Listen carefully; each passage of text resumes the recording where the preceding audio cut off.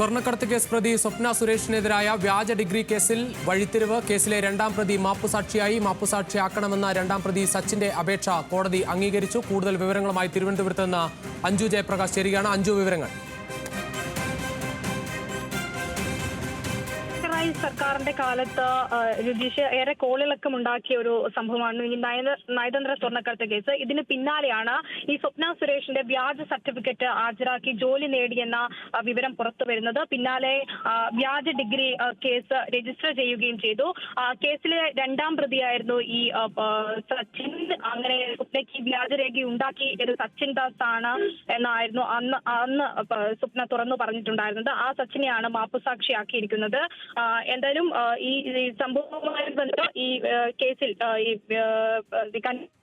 പോലീസാണ് തിരുവനന്തപുരം മജിസ്ട്രേറ്റ് കോടതി 3-ന് മുന്നിൽ നേരത്തെ കുറ്റപത്രം സമർപ്പിച്ചത്. ഈ സ്വപ്ന സുരേഷ് വ്യാജരേഖ ഉണ്ടാക്കിയ സച്ചിൻ ദാസും മാത്രമായിരുന്നു ആ കേസിൽ പ്രതികളായിട്ടുണ്ടായിരുന്നത്. ഒപ്പം ഈ വ്യാജ നിയമനം ശിവശങ്കറിന്റെ അനുമതിയോടുകൂടിയാണെന്ന് സ്വപ്ന സുരേഷ് തുറന്നു പറഞ്ഞിട്ടുണ്ടെങ്കിലും അത്തരത്തിലൊരു വെളിപ്പെടുത്തൽ പോലീസ് പരിശോധിക്കുകയുണ്ടായിട്ടില്ല.